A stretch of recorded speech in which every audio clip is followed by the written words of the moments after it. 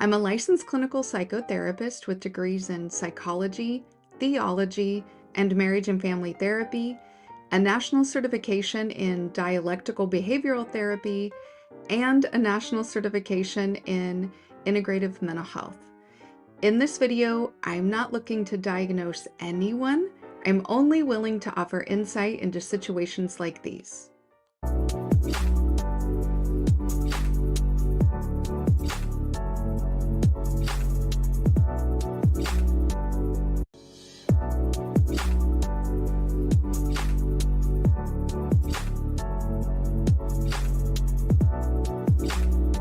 Hello, good Sunday evening. So we are here for a special event of You Said It, I Didn't. We are going to have a special guest tonight, but let me say hi to a couple folks who are already here. Auntie is first. She says hi with the peace sign. And then Leon is here. What's up, Leon? Vincent is here. Hi, Vincent. So these are part of the Best Live Tribe on YouTube, bar none. So if you're watching from the clouds, please feel free to say hello. You will be welcomed as long as you're relatively appropriate. I'm not always appropriate, so just be relatively appropriate. And also shout out to the replay gang. So what we're going to do tonight, I'm going to bring up Adrian in just a minute. He's waiting backstage. But what we're going to do is I'm going to have a video. So I have garnered a bunch of video clips. Is it all inclusive? Absolutely not. We would be here for hours just watching video clips of people saying things that we cannot say. There's some rules that we're just not being able to figure out. Hi, Bessie. Thanks for being here. Yeah, keep it PG-13. Leon, that was a great way to say that. If you come in to talk to the live tribe, keep it PG-13 or less. All right, I'm going to bring Adrian up. Then we're going to play some clips. But the way that it is sectioned is what I did was I asked ChatGPT, which is owned by, okay, what are the most common anti-Semitic tropes? And it gave me like 5 headings with some examples underneath. And so I broke down those 5 headings of things that are tropes, they're anti-Semitic, they are not true. And then I'm going to play video clips that maybe say something different. All right, Adrian, I'm going to bring you to the stage. Hi, Adrian. Thanks for being here. Hey, how you doing? I'm good. Okay, Good. So I'm going to bring this up. So again, I asked ChatGPT, OpenAI, what are the common anti-Semitic tropes? And so the first section is money and power. That quote, I'm quoting ChatGPT, don't defund me. These people are greedy, stingy, or obsessed with money, control banks, finance, or the global economy, exploit others financially, or manipulate markets. So, Adrian, at any time, if you want me to stop the video, just let me know. Hopefully, I hear you over the video. You got it. Or we can just discuss it at the end. Up to you. Okay. All right. Like, oh, Jews secretly run the media and the weather and the banks. And it's like, the banks isn't a secret. That one, we're pretty out there with that. Goldman Sachs, we put our name on the building twice. It's very overt. All of them. Lehman Brothers, Solomon Brothers, Bear Stearns. There are the usual, there's Islamic Jew hatred, there's Christian Jew hatred, there is the academic left Jew hatred, there's the neo-Nazi Jew hatred. I'm going to propose a psychological explanation for why Jew hatred is throughout history. In the diaspora, Jews are always a minuscule minority, but they always box way above their weight class. So they're what's called market dominant minorities. This is the term of Amy Chua. In psychology, there's something called the self-serving bias. The self-serving bias bias is how we attribute causality in our lives. Typically, we attribute successes internally. I did well on the exam because I'm smart and I studied hard. The success was because of me. And we attribute failures externally. I did poorly on the exam because Professor Saad is a nasty Jew. Imagine for all of my individual and collective failures, I have a ready external culprit for my failings. It's the Jew. Why? Because I live in a society where 99% of people are not Jewish, yet my accountant is Jewish, and the top lawyer is Jewish, and the top professor. I'm going to pause here for a second just because I can't handle the fact that he's explaining this psychological concept wrong. And then to say that people say things like nasty small hat. In my entire life, I have never heard somebody say, oh, I'm not doing well in life because of those dirty burr, burr, burr. I've heard immigrants. I've heard Black people. Recently, I've heard women in general. I've literally never in my entire life heard someone be anti-Semitic.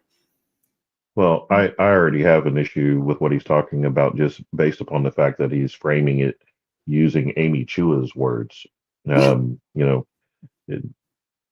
I'll leave out what I actually think about her, but you know, during the time in America where we were going through the whole anti-Asian hate crime bill kind of lead up to that thing, you know, when they were blaming all of the anti-Asian hate on Black people, Amy Chua was definitely one of those voices that was out there in the fray. So, you know, he doesn't know it, and I'm sure he doesn't care. But you know, if he's using her words, and that means that he subscribes to what she talks about often, yeah, that's already a demerit in my book. But and I agree. The psychological concept, though, is more like my teacher doesn't like me, you know, not this whole group of people. Now, of course, we know of racist people, misogynistic people, even misandrous people. But, you know, he's talking about anti-Semitism is so widespread because of this psychological concept. And I guess my pushback is it's not widespread. It's not. Especially here in the United States. What is here in the United States is anti-Black racism and some immigrant discrimination and some misogyny, patriarchal behaviors. So when I say misogyny, I'm talking more like patriarchal from the government kind of thing. But then also like Nick Fuentes kind of people and Joel Webbin, and you know, they're coming around. But the reason I put that in here, because remember it was, you know, control financial systems, control this is the trope, right? And he's getting ready to say, or he started to say, yeah, my accountant is Jewish and the top professors and all this. And he's allowed to say that, you know, all the Jews punch above their weight class, that they're overrepresented, that they're XYZ. We cannot say that. So I'm going to let it first. Starman is here. Hi, Starman. Say hello to Indigo Flow as well. I see Indigo Flow too. Hello, Indigo Flow. It's so nice to have you here. It's been a long time. Starman as well. Leon says, George Soros, quote, I just want to crash one more economy before I pass away. Jesus. And Leon said, liberal white women get blamed for everything on social media. Now it's trad con femmes are the worst. Yeah, I mean, literally, I have never heard until Nick Fuentes said something on a video that I cannot quote in my lifetime. And I've got a big age here. I have literally never heard somebody be anti-Semitic. So I just want to be clear with that. And now I'm gonna let it play. professors at my university are Jewish, and the surgeon that operated on my aunt is Jewish. Those asshole Jews are taking all our jobs. I wanted to get a job as an actor. Who controls Hollywood? It's the Jews. That's why I didn't get it. I wanted to get a mortgage for my house. Who controls the banks? It's the Jews. So you take the self-serving bias, you couple it with the fact that Jews are historically the most market-dominant minority, and you've got the perfect cocktail for solving all your failures. Is the diabolical Jew. Do you know that every commercial construction contract in Texas has a document you have to sign legally? Okay. Prefacing here as well. So there's a couple of videos. These folks are not Jewish, but they're talking about in the United States signing contracts and riders that have to be put on the contracts. And then the person that speaks at the end about these contracts is from a Zionist organization presentation. So these folks, not Jewish, just explaining the process here. Binding you to not criticize Israel. It's right here. It has to be signed by anybody who's leasing out their building to a government agency, like a school or an office building. Also have to sign it for any government contracts, including accounting, agriculture, audit, consulting, engineering, legal, program development, real estate, any other professional service, asset management, brokerage, cash management, credit card, financial custodian, insurance, investment advisory, investment banking, proxy advisory, reporting, securities lending, trustee or trust, any other services related to financial products. Arizona has now declared that dissent about the conduct of a foreign country is punishable by economic blacklisting of Arizonans. Today, we're launching a campaign to protect the right to dissent because it is a bedrock of American freedom. Here's what the law that we are seeking to repeal currently does.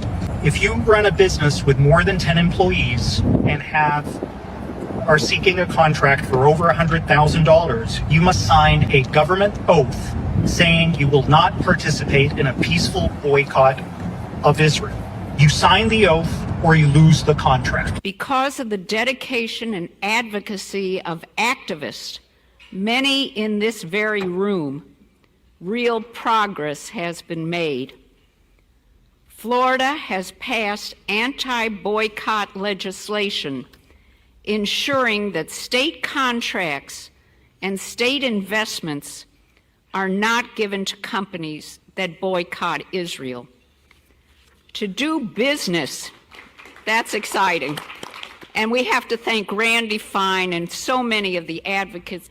In the state of Florida, vendors are required to sign a certificate that they are not participating in a boycott of Israel.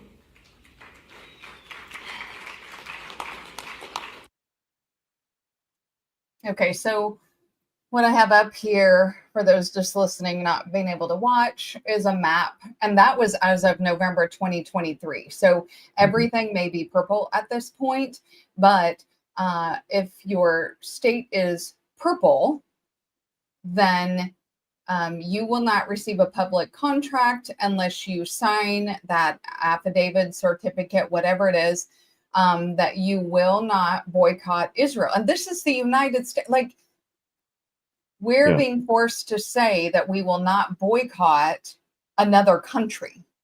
Yeah.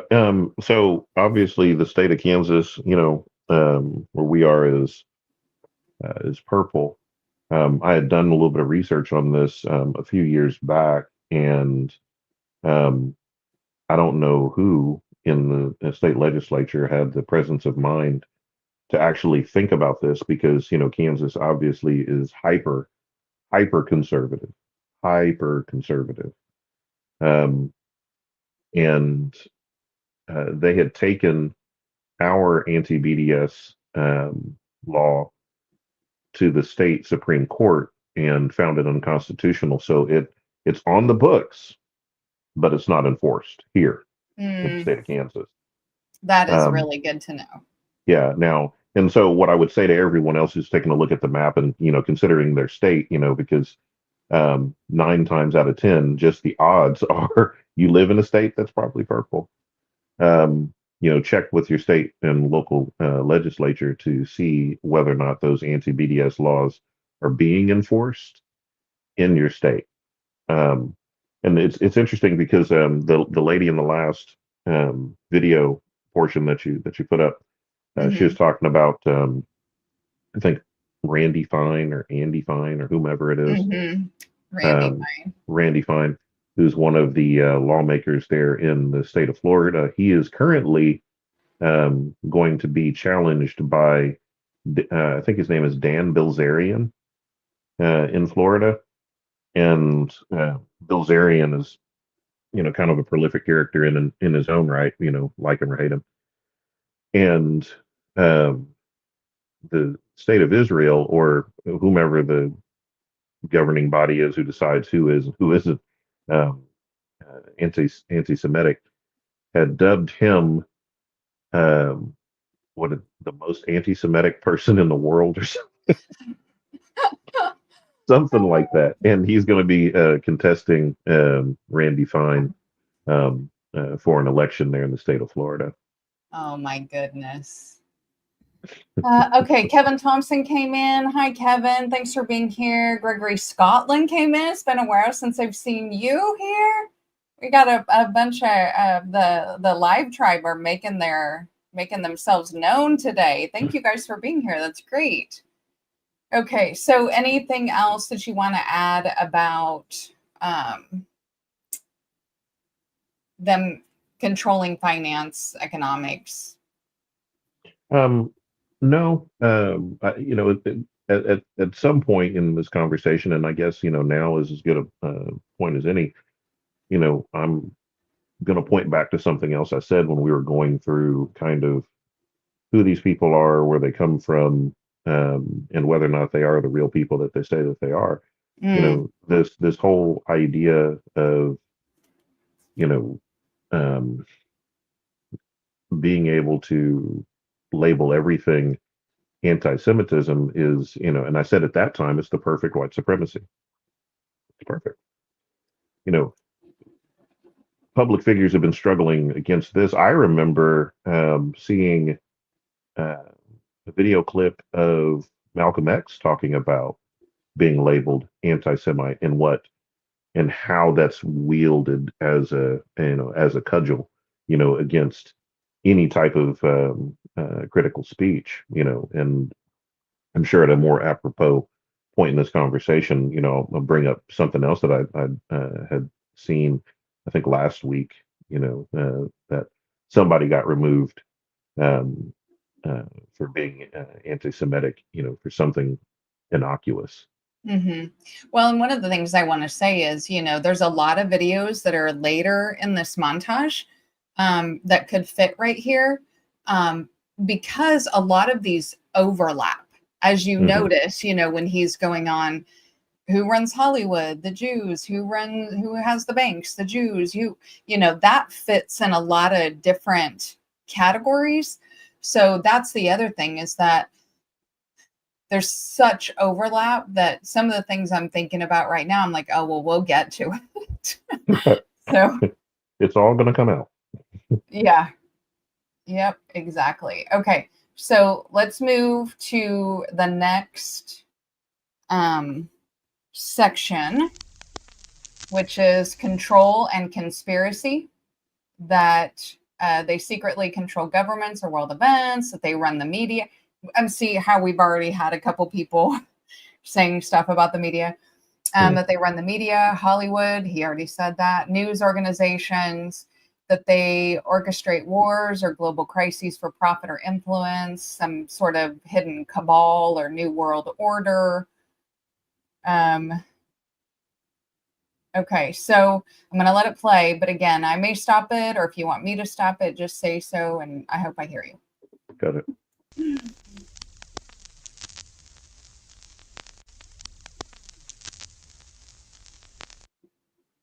From David Rockefeller's book, Memoirs, quote, "For more than a century, ideological extremists at either end of the political spectrum have seized upon well-publicized incidents, such as my encounter with Castro, to attack the Rockefeller family for the inordinate influence they claim we wield over American political and economic institutions.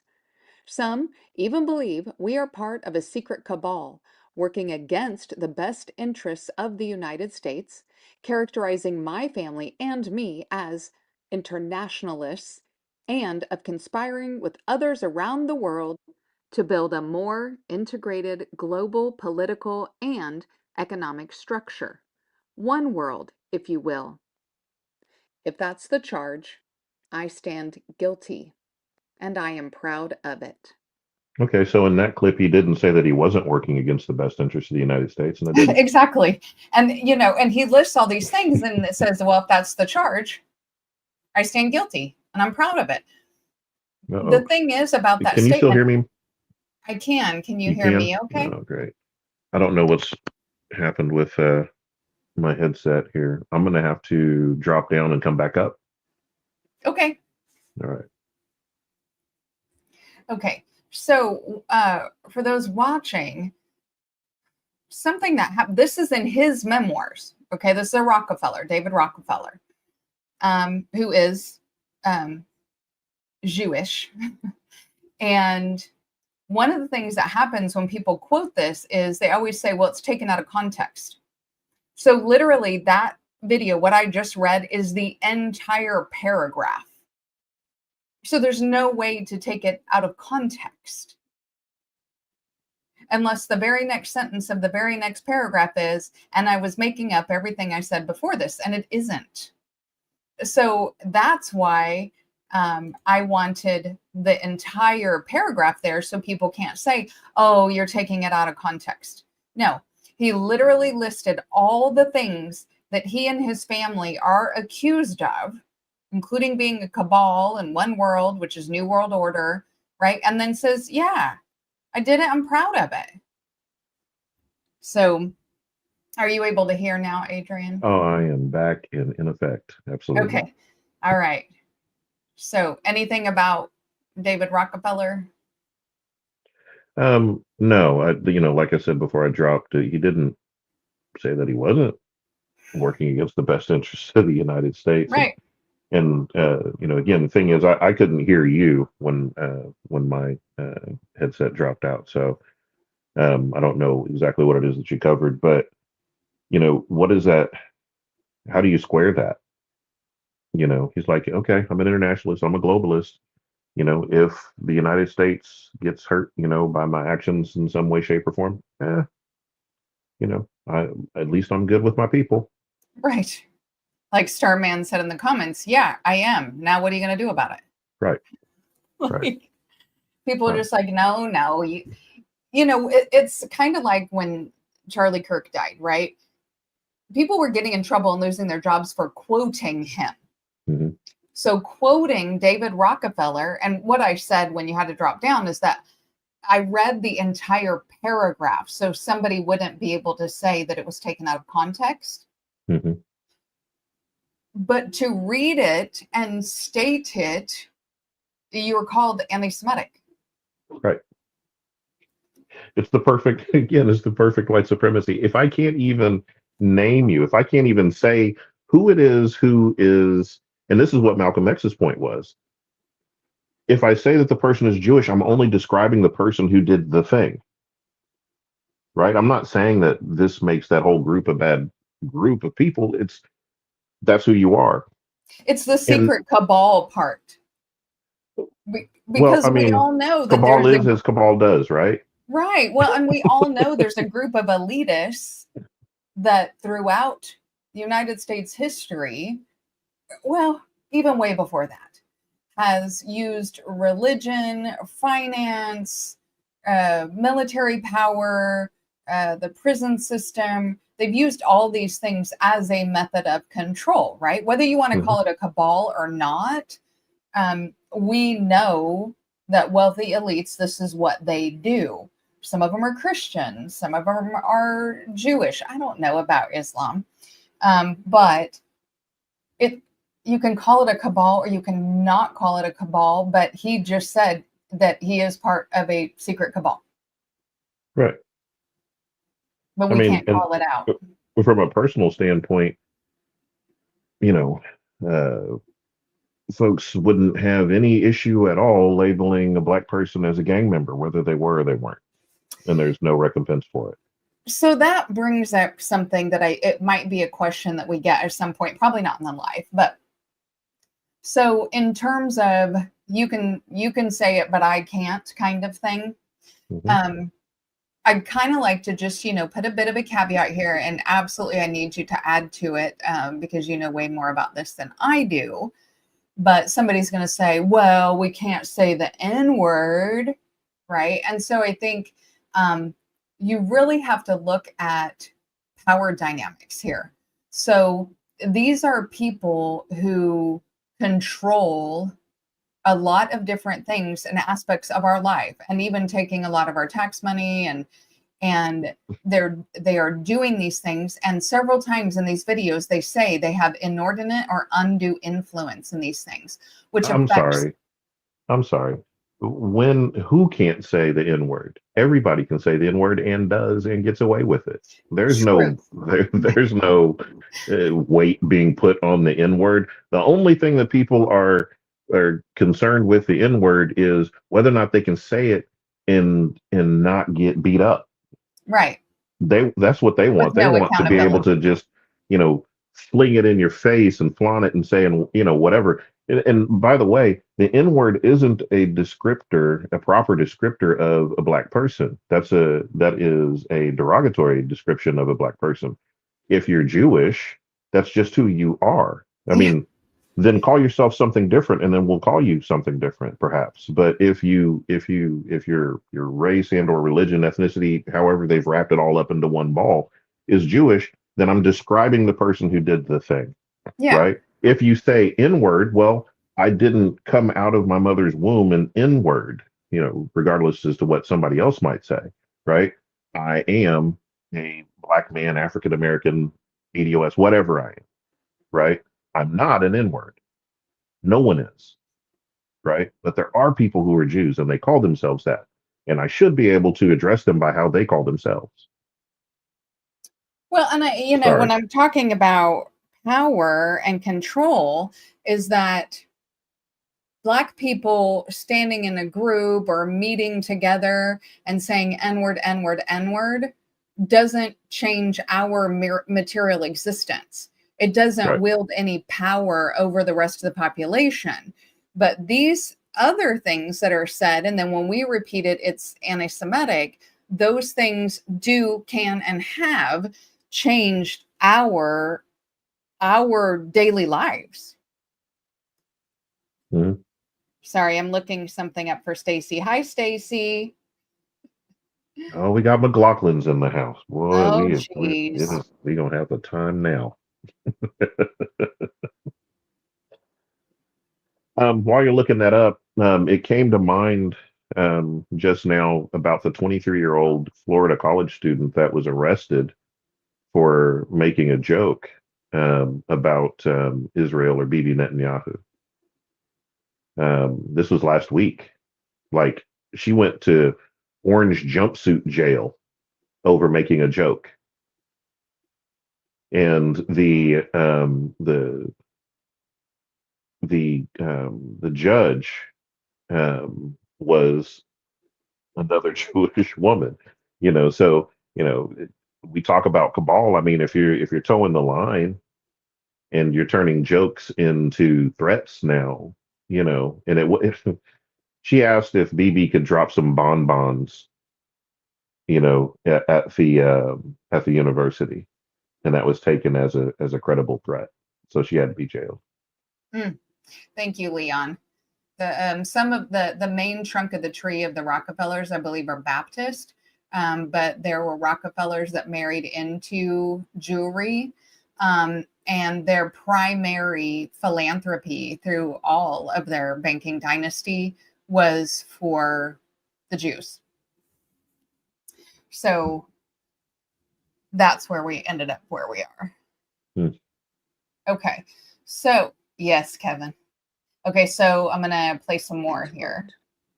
One of the very largest media companies shows that a lot are run by Jewish people. ABC is owned by Disney, headed by Bob Iger. CBS is part of Paramount Global, controlled by Shari Redstone.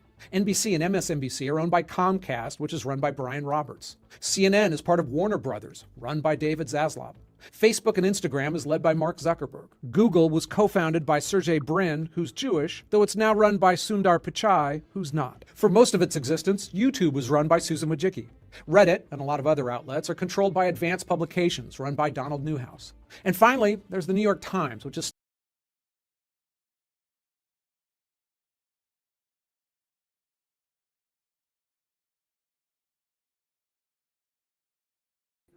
Wow. Okay. Well, apparently they're watching.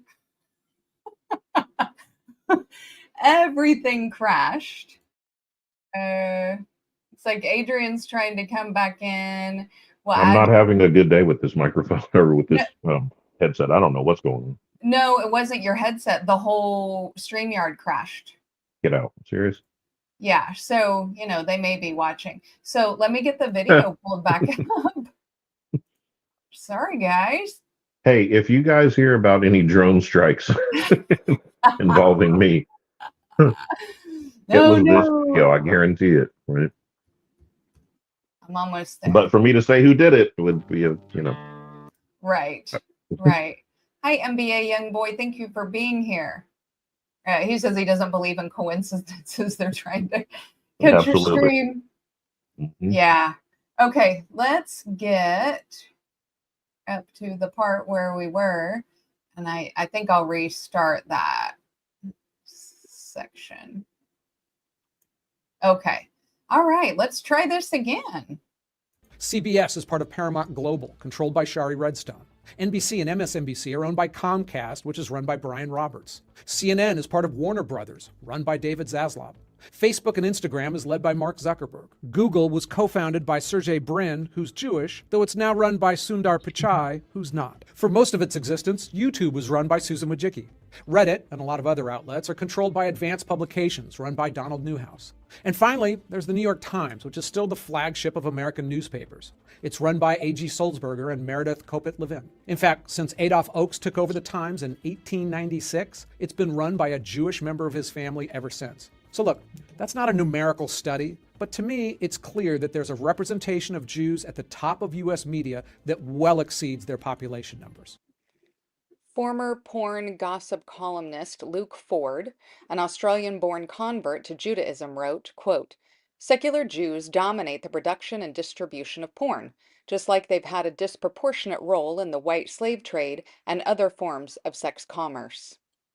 So I'm going to stop there for a second because you might notice, and of course you can play it back, scrolling up, the top 3 porn producers, production companies are owned by people of that persuasion, as well as Pornhub and OnlyFans. Yeah, in fact, I think that it's either Pornhub or it's OnlyFans that the guy is a rabbi. So, I mean, take with that what you will. Yeah. In fact, So I'm going to look that up and see who that when we is. say media, it's all media. Okay, so now we're going to go into a couple videos where they, on one hand, will say, no, we don't run the media. And then the next thing they say is proving that, yes, they do. Okay, real quick. Oh. It's Solomon Friedman. Okay. And the Time magazine says that Solomon Friedman is pitching a more ethical Pornhub. This is how an ordained rabbi ended up owning the world's most famous porn company.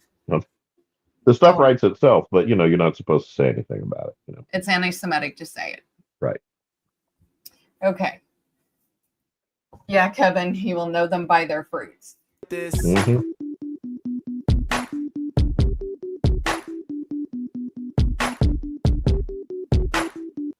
I am living out the Zionist dream. I have been at Meta for almost 9 years. We banned content claiming Zionists run the world or control the media. That one cracks me up. We banned content saying that Jews run the media. Yeah, that's probably not going to age too well. Right. How did you ban the content? Unless. Right. Aha. Aha. Right. What is that, velvet? Yeah. Okay, so here's another one that's very similar, but he talks longer. And unfortunately, he used to be one of my favorite people on NPR, but let's listen. Do Jews actually have too much influence in the media? No, they don't have. They don't have too much influence on the media. Although Jews have played an extraordinary role in the development of American media from people whom I was wondering as we're going in here whether we could talk about a Jewish ethos in the context of Joseph Pulitzer or Walter Lippmann, if they would have recognized that description as remotely describing them. But ethos or not, there have been a lot of Jews who have seen the connection between language, smarts, intelligence, and enterprise, and we are, as I suppose in the academy, proportionally overrepresented in the media. I find nothing either troubling, dangerous, or uneasy about that. Majority. Right, Well, hold of on. course not. So, right, because so the question is, do they have too much power? How would the person who has the power, why would they ever say, no, that I have too much? Right. You So know, he that's says, like, no, Jews yeah, don't. the framing of the question is terrible. Right. And then he at the ends with, they have inordinate influence. Mm-hmm. That's semantics. Yeah, but he also said, I'm not troubled by that. So he's like, Right. yeah, we got all the power and I'm good with that. Right. Leon has something important to say, but I'm not going to repeat it because terrible, but you guys can look at that comment. Okay. So let's continue with another one that I've played. This next clip I've played on this channel before. And we are, as I suppose in the academy, proportionally overrepresented in the media. I find nothing either troubling, dangerous, or uneasy about that. Majority of Gen Z have an unfavorable impression of Israel. And my friends, I think the reason for that is that we're losing the digital war. Okay, they're getting their information from TikTok and whatever it is, and we're losing that war. When you think about it, the masters of the universe are Jews. You know, we've got Altman and AI, we got Zuckerberg, we got Sergey Brin, we got the group across the board, Jan Combs, founded WhatsApp. It's us. And we have to figure out a way to win the digital battle. Amelia, we got to get our digital sneakers on so that the truth can prevail over the lies. And when we do that, the future of Israel will be. But they don't control, nor want to control. Stronger because a majority of all Americans will support Israel. We'll make that happen. We have to make it happen. Thank you. Christian influencers. Okay. He said, we talked about the woke right. And he said, I call it the woke right. That's a brilliant the woke right. Because these people, they're not any different from the woke left. I mean, they're insane. They're Louise. But they're actually meeting on some of the things. And what we have to do is we have to secure that part of the base of our support in the United States. That is being challenged systematically. A lot of this is done with money. Money of NGOs, vast. Money of governments, vaster. Okay? We have to fight back. How do we fight back? Our influencers. I think you should also talk to them if you have a chance. To that community, they're very important. And secondly, we're going to have to use the tools of battle. The weapons change over time. You can't fight today with swords. That doesn't work very well. Okay?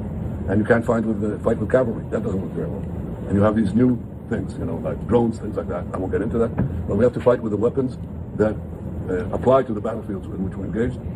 And the most important ones are in social media. And the most important purchase that is going on right now is TikTok, number one. And I hope it goes through because it can be consequential. And the other one, what's the other one? That's most important. X. Exactly. Very good. And, so we have to talk to Elon. He's not an enemy. He's a friend. We should talk to him. Now, if we can get those two things, we get a lot. And I could go on other things, but that's not the point right now. We have to fight the fight. Okay? To give direction to the Jewish people and give direction to our non-Jewish friends or those who could be our Jewish our friends. Are we going to succeed with everyone? No. Will there be a strong counterpoint? Yes. One of the things. Okay, so first I want to say, David Otness, thank you for being in here, for showing up. I appreciate you. I don't disagree with you. But I think of it more like in Austin Powers movies, Dr. Evil, and he has the cat and he's stroking the cat. Like that's what I see every time I see BB. Like $1 million, trillion, bazillion dollars. That's what I see. So again, he's talking about controlling the media and the purchases and talking to Elon. And if we can get him, right? But we can't say any of that. And when they took over, when Larry Ellison took over TikTok, what happened immediately? The flagging for anti-Semitism went up, immediately. If I'm not mistaken, TikTok and some other social media vehicles were going to be used to, gather as much data on the individual, including medical data and things like that as possible. For what? Why are we giving all this stuff to a foreign government? And I think the adage always said, be careful who you can't talk about. They're the ones who control you. Yeah. So this next one's going to be interesting.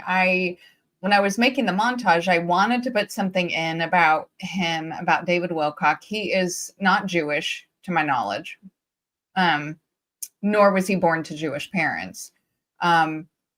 However, he is considered a UFO researcher. He's done just tons of research on cabals and secret societies and full disclosure. And he's been calling for things for a long time that are now happening. Congress is saying these things are coming out. They're not so much conspiracy theorists or theories anymore. But he has a great description of the cabal because he has whistleblowers. He has people that are in these secret societies that come to him anonymously. Could they be Jewish? Sure. Could they be something else? Whatever. But so I wanted him to explain what the cabal, when people talk about the cabal, what is the cabal? Now, as I was pulling up a video clip, and I was picking which video clip that I wanted to use, and this was just a couple days ago, an article came up saying that he was found dead.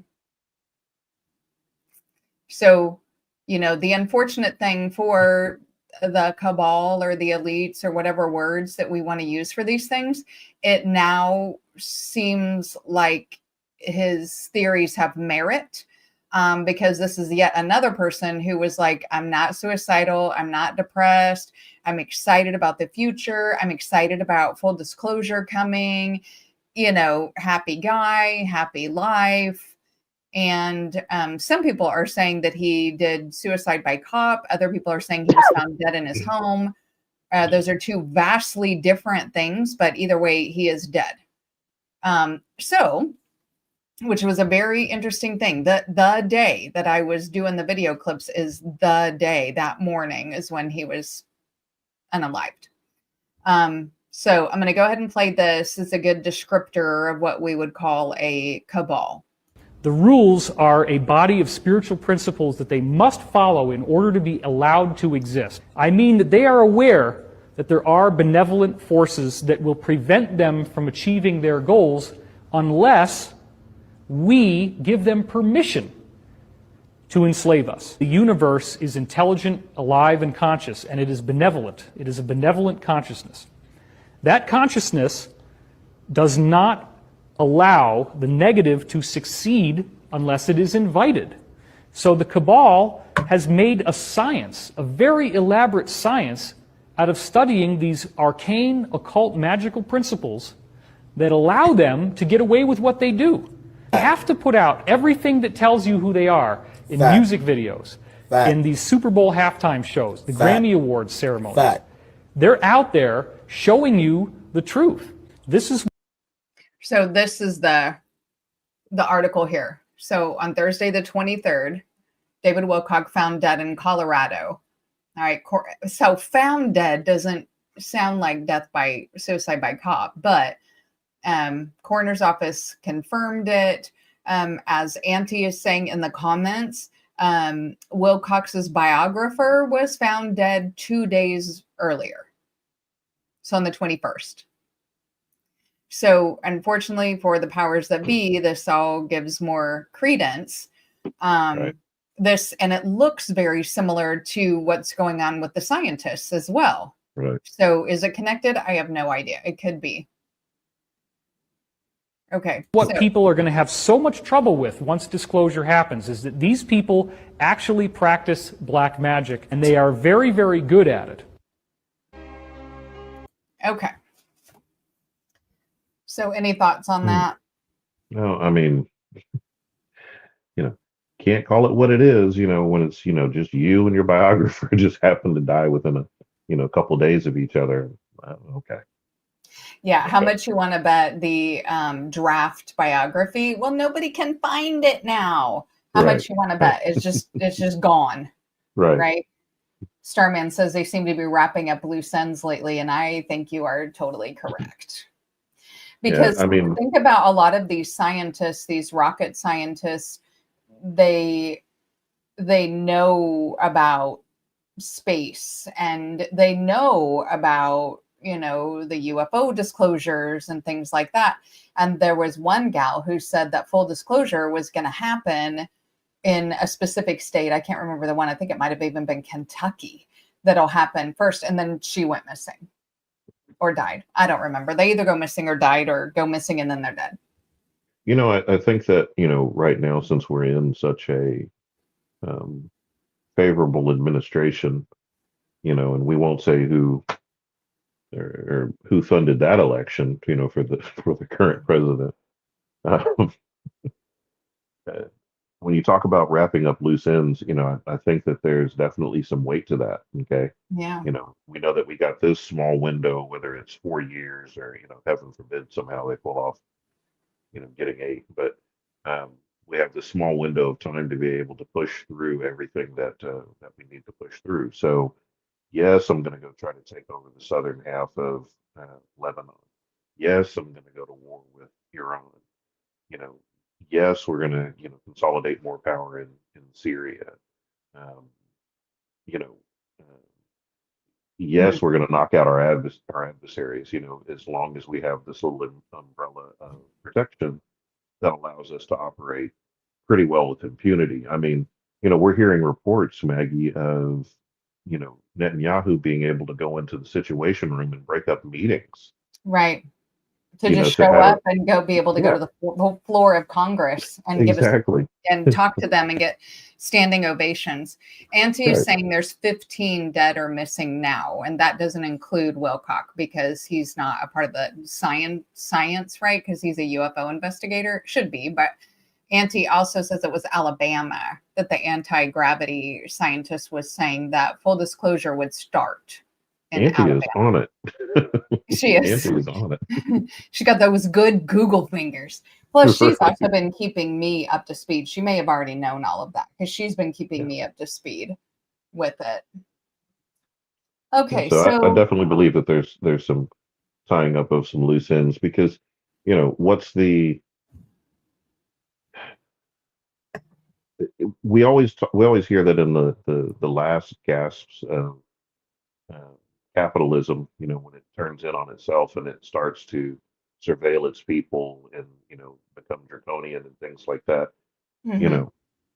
there's only going to be so much time before the proverbial pitchforks come out. Right, the fall of the empire. Right. Like we're unfortunately are on the timeline of the fall of an empire.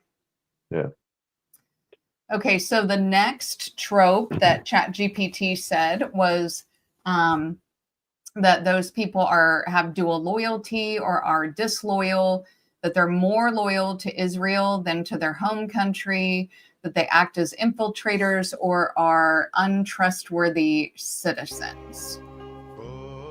And so you can hear the Israeli national anthem there in the back. Now, what is happening here is, and you guys can screen record this, go back, watch it at slow speed. But all of this is all of the Jewish federal officials, government officials, and the highest level in the state.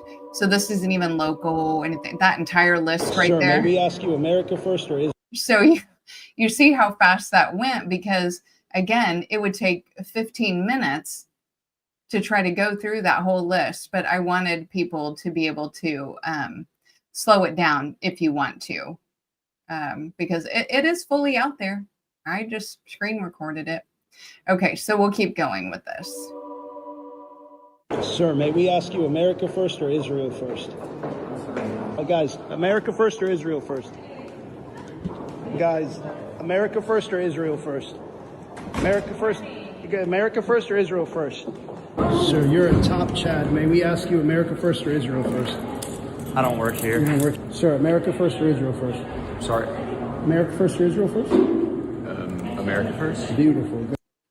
Now, unfortunately, when you watch the whole video, those two gentlemen are actually 17-year-olds. So, you know, you get the, you know, I didn't hear the question. And then the guy, you know, the other kid's like, America. But you notice all the other people wouldn't answer the question. And this is in a government building. These are people who work for the United States government. And so there's more. Good answer. Sir, America first or Israel first? Don't film me. Brother, America first or Israel first? You know that. I'd like to ask. Okay, so now, again, this is not a Jewish person. However, this is somebody asking a question to Eric Trump about the relationship with Israel and this whole Israel first or America first kind of thing. About your father's relationship with Israel. He's taken over $230 million from pro-Israel groups. During the summer against Iran, even though he advised against it, Israel still attacked Iran and the U.S. still bombed on behalf of Israel. Your father's frustrations with Netanyahu have been made clear when he cursed on national TV over the situation. Israel has not been a great ally to the U.S. all the way since 1960 when they bombed the USS Liberty. Israel is a nation where Christians are constantly under attack in both Gaza and the West Bank. We talk about America first and defending Christians, but how can we do this if we align ourselves with a nation that does not do that itself? And we know, you know, there were some statements about the United States that Israel was going to go to war with Iran. And so we had to get involved. Like we were the United States with the biggest military budget in the world was strong-armed to go to war. Wow. Okay, I'm going to keep going. AIPAC gave money to 342 members of this Congress to help them win their last election. That's about 64% of this Congress taking money from an organization openly representing a foreign country that is openly interfering in our elections. So I have this up there so that if any of you want to go to that website, the Track AIPAC, so you can look at any government officials, people who are running for office, any of those kind of things to track their the AIPAC donations. Okay, so thoughts on that section about, you know, the dual loyalty or the disloyalty. Before you start, I did look for that video. It has been scrubbed of that person who had the loudspeaker and was naming all of the government officials who have dual citizenship. That video, as far as I can, I even used some sites that can get to some places, and I cannot find that video. But anyway, your thoughts? While you were doing that portion of the video, I was looking up some other things, and I'm currently doing so as we speak, because I don't want to speak out of turn. But Chuck Schumer in a recent video was talking about, you know, how he wants to make sure that Israel gets all the aid that it needs, you know, and doing these things where he's linking arms with people and, you know, chanting, "We stand with Israel, we stand with Israel." I'm trying to think, you know, for the life of me, when have we ever done that for anyone?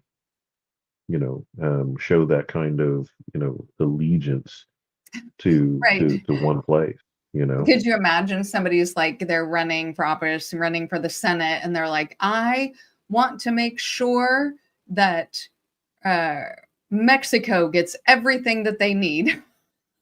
Yeah, I'm well, running for the and United States Senate, and I want to make sure that Colombia gets everything that they need. well, remember when Mom Donnie was running in New York here recently? What was the big controversy, right? It was whether or not he had shown enough allegiance to Israel. And I remember, several candidates being on the debate stage, and when they were asked the question, what's the first thing that they're going to do as New York mayor, right? All of Mhm. these other guys are like, I'm going to go to Israel first. I'm going to go to Israel. I'm going to go to Israel twice, and he's like, I'm going to go and see my constituents, right? And that was, oh, you didn't show enough, you know, um, Deference. fealty, or deference to Israel. That's like, who does that? I couldn't imagine that being a question, I guess even here in Kansas, but that but I'm not supposed to say anything about that, right? Don't believe Mhm. your eyes and don't believe what you see from your candidates on your screen, bending the knee to a government that's on the other side of the earth. David Otness in the comments brought up something Ted Cruz said about Israel, and he was running primarily to protect Israel. And he's one of those, those that bless Israel are blessed kind of Right, right. He said government that was the whole officials. reason for him getting into government. Yeah, Not America, right. heaven forbid. Screw us. Right. We got to make sure Israel's okay. Okay, so we'll go on to the next trope that is considered anti-Semitic. So this is dehumanization and superiority myths. So that they are inherently different or inferior or dangerous, and I will add, or believe themselves to be superior. They are simultaneously portrayed as weak and also all-powerful, and then myths about, their Jewish blood or their biology, or again, that they are somehow specifically different, inferior, superior in some way. It is anti-Semitic to say that at all. So let's see what they have to say about it.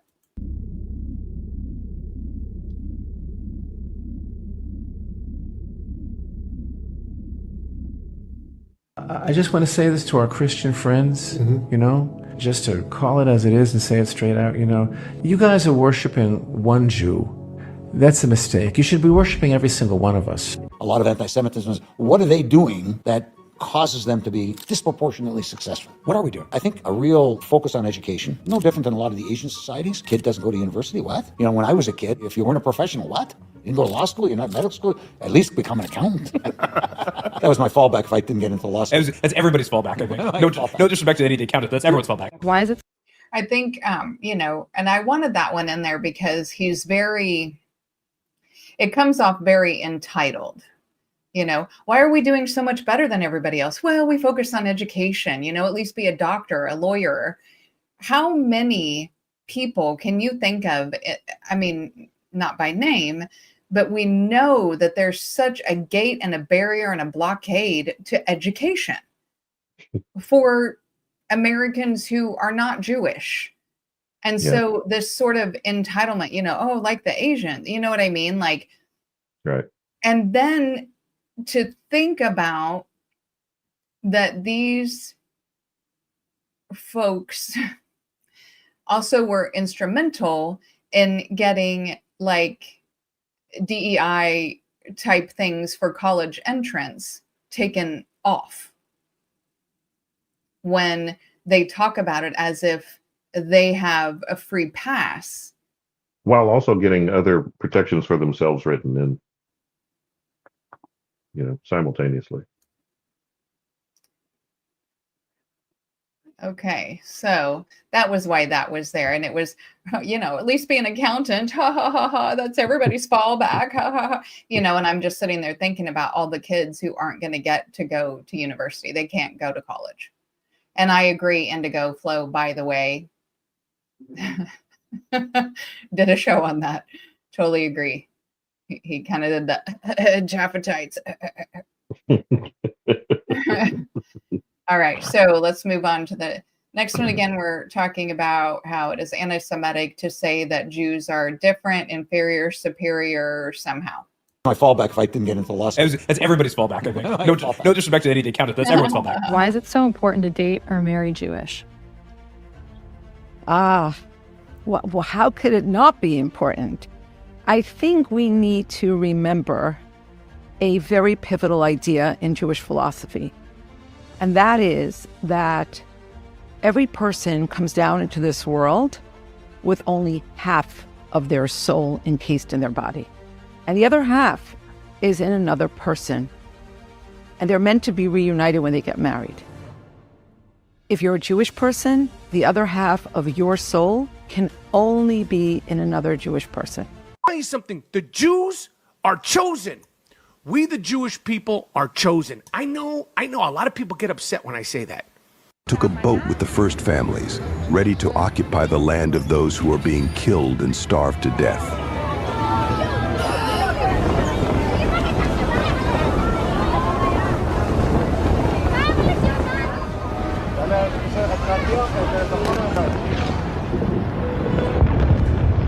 המטרה של גרעיני ההתיישבות להתקרב ככל האפשר לעזה, לראות את עזה כולה ולהבין שמעתה והלאה עזה תהיה כולה יהודית.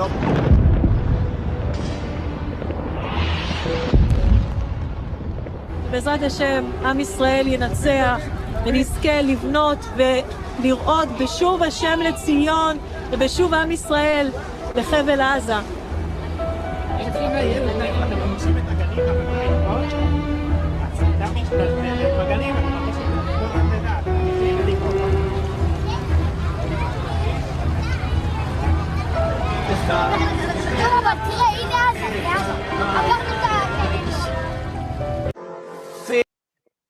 So if people weren't able to tell what was going on in that, the Israelis take these boat rides to go watch Gaza be bombed and to kind of pick out areas where they want to live, because they specifically were promised that particular land and not Uganda. And so they're taking their kids, their family, because it's their land, and these kids are watching this death and destruction because chosen people. I mean, how can you not end up with a situation where Rappaport is, gleeful over being, quote, chosen? Yeah. If everything that you do, you're as a group, you are either somebody's protecting you, or there's some, justification.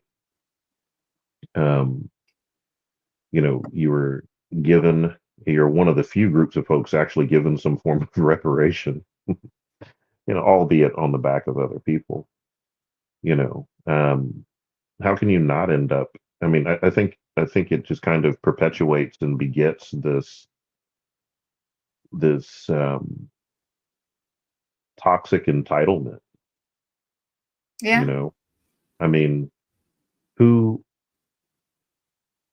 I have 4 kids. I couldn't imagine putting them on a boat to watch other children get bombed out of their homes.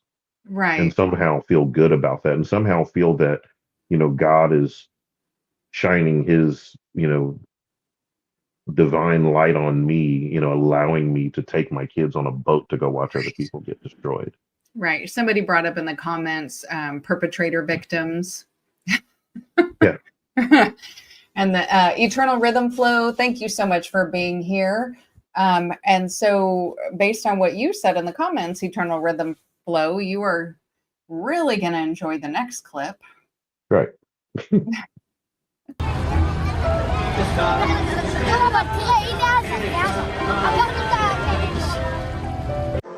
6 billion idol worshippers who makes God angry every second of their life. Indian, Chinese, Japanese, Tibet, Nepal, Thailand, So many. India alone is 500 million. China is 2 billion.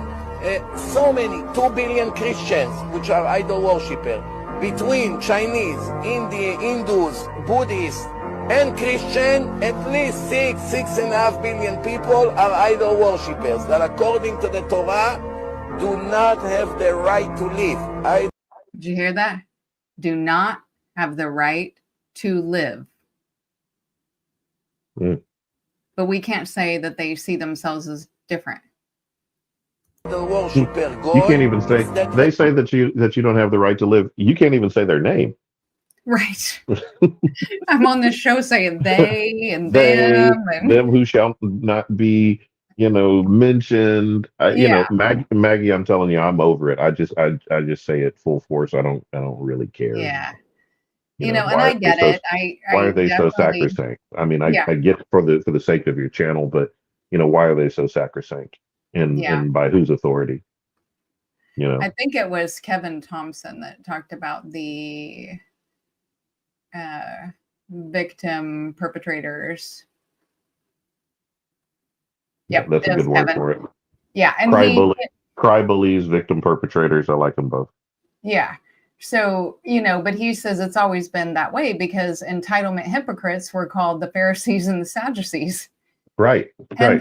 And that was the thank you that I'm not like versus... these people over here, right. Right.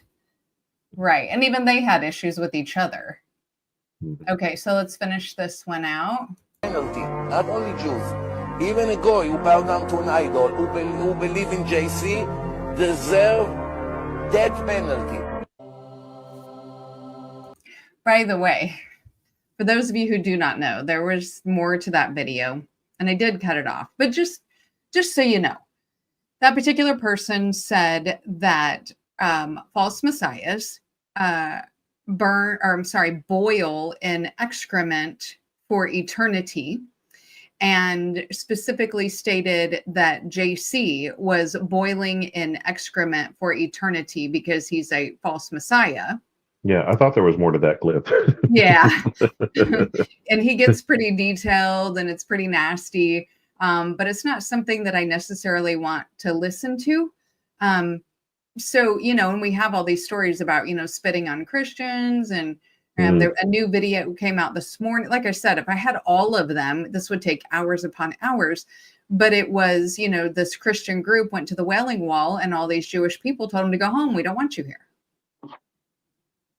So again, they can say that they're different, they're superior, they're chosen, they're better, everybody else should die or be enslaved to them. But we can't say anything about that. Starman says, your house was promised to me 3,000 years ago. Right. Yeah. But first, before you move, if you didn't mind putting up some new wallpaper, because that was promised to us too, by the way. Right. The new wallpaper is right here in the Talmud. Okay, so the next anti-Semitic trope that ChatGPT said is blood libel and ritual accusations. And it specifically states false claims that Jews murder non-Jews, especially children, for rituals.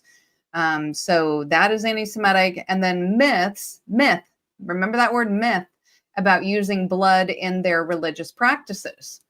So, okay, what do they say about those things?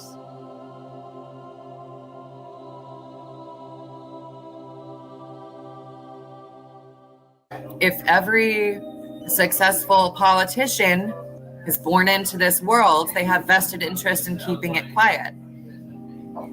The cult of Baal, B-A-L. My family masqueraded themselves as Jewish publicly, but behind closed doors, at Passover dinners, when I was drugged, would admit, we are Satanists.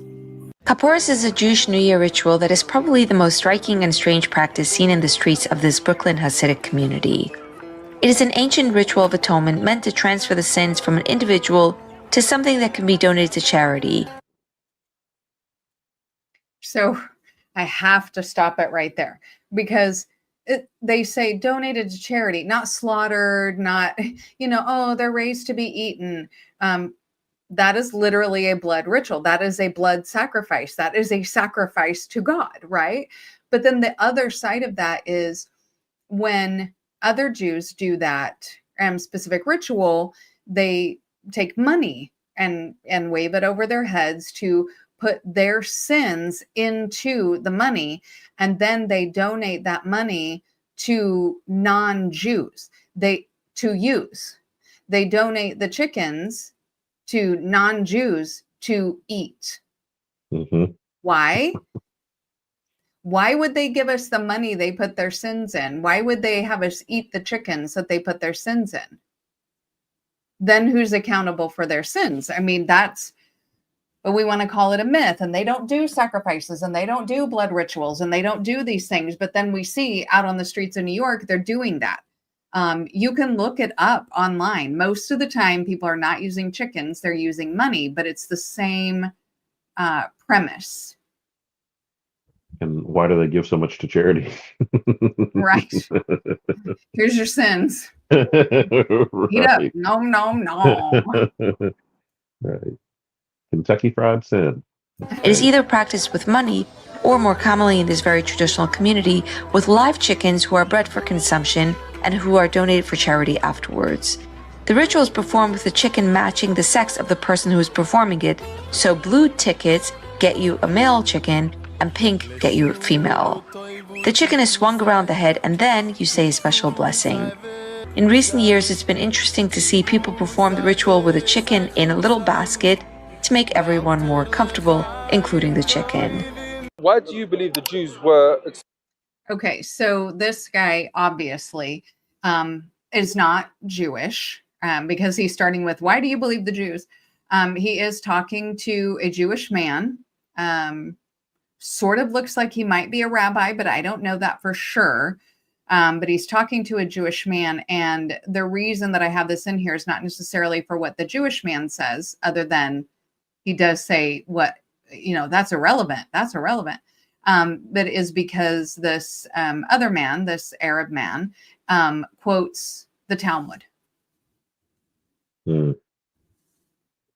So again, this whole section is about sacrifices, blood rituals, etc. Expelled from Jerusalem by the Romans. God wanted to expel us. Why? Why did he expel you? What have you done? That's between us and God. What do you mean that's between you and God? You're expelling people from their land and taking their land back? Yes, you are. Expelling who? The Palestinians. That were... Palestinians. No, don't do this. Listen, what's known doesn't need to be said. You're doing the lawyer stuff now. What I'm saying to you is this. Why were you expelled from Jerusalem? It's irrelevant. Why? It's irrelevant. Previously, when you were expelled from Jerusalem, what had happened? Was there some sin? It's irrelevant. This is where the crux of the matter is. Not really. The land that was given to the Jews was under the condition that you serve God alone and you submit to Him and you do not sacrifice your children, do not sacrifice the false deities, and you put God first. What happened? The rabbis came, the Jewish people, they committed child sacrifice. Every time a prophet would come to them and say, stay away from child sacrifice, they the prophets. Then what happened? You began to take your rabbis as lords. You have in your Talmud the Tandur of Akhna'i, where the rabbis said one thing and one rabbi alone said something else. The voice of heaven came down and said the truth is with that rabbi. The rabbis here said it is not in heaven, it is with us.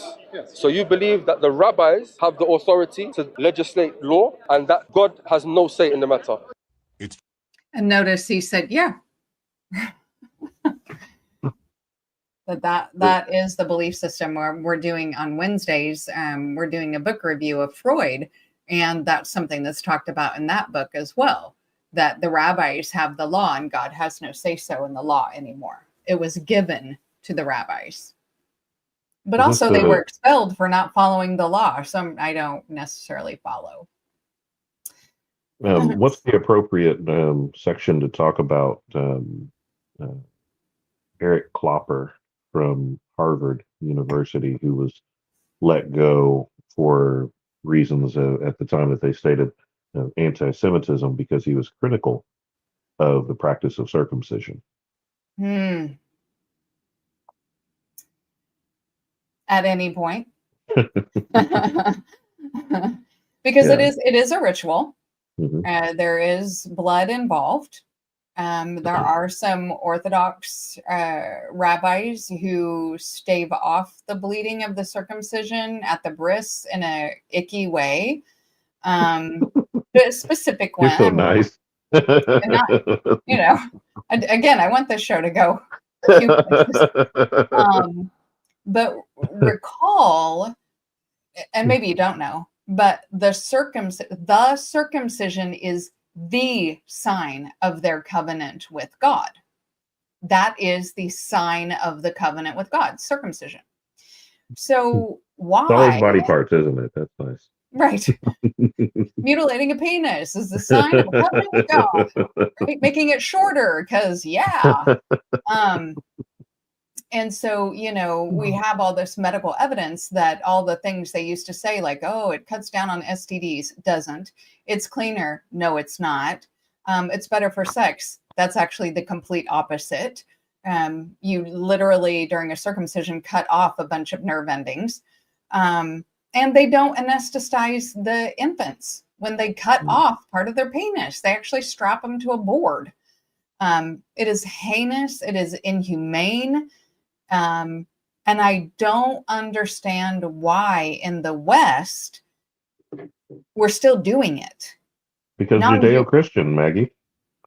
Right. And, they used to have nurses that would say, well, don't you want his penis to look like his dad's penis so that when you're I don't plan on looking at it much. Thank you. Right. Well, when you're teaching him how to potty, his penis doesn't look different than his daddy's penis. And come on now. And I will say that that as a father of two sons, and having seen that happen to my sons, because I was in a different place, than I am now, with what I understand. That definitely changes you. And my sons aren't, at the age where they're, having children, but when we get to that point, I'll definitely advocate for them to not have that done to their boys if they have boys. Let's quit mutilating penises as a sign of Israel's covenant with God. Right. Okay, so I've played this clip before, and obviously you can tell by the video that the film, it is not new, but this was at the Chicago World's Fair, and the Jewish people put on a play at Wrigley Field. There was like 2,000 actors in this, celebrating Jewishness. And this play had to do with sacrificing children to Baal. And they're celebrating Jewishness. So nothing to see here, Right. Let's play that a little bit. July 3rd, 1933.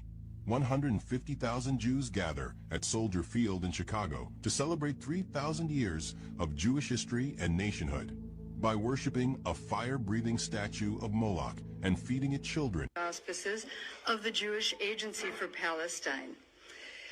The Romance of a People, which the Jewish Agency for Palestine supported and sponsored, was the highlight of Jewish Day at the Chicago World's Fair. But it was the highlight. It would use a chorus of over 3,500 people, colossal stage properties, as you can imagine, amplified sound, the very latest in lighting effects, music that spanned 4,000 years of Jewish history and experience in diaspora.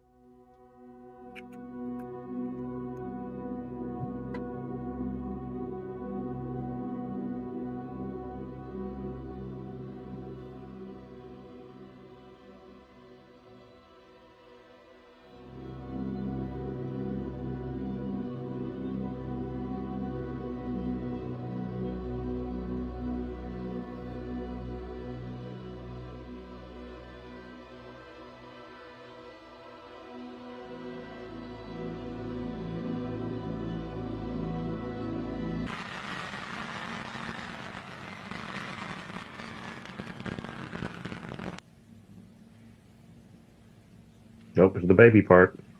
Mm-hmm.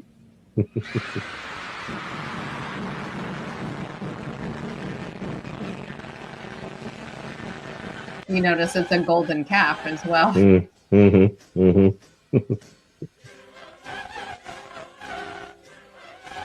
There was one more. Okay. So this last one is the one that is just the piece de resistance.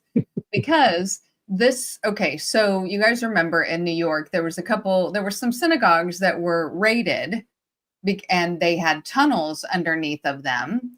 And the police were bringing things out of the synagogue that seemed a bit suspect. And one of the things that they brought out were stained mattresses that were down in these tunnels under the synagogue. And so there was a lot of speculation about it. And so what is happening in this interview is this person is, I don't know if he's the rabbi of the synagogue or he's a member of the synagogue, but that's the synagogue where he goes. That's where he's attached.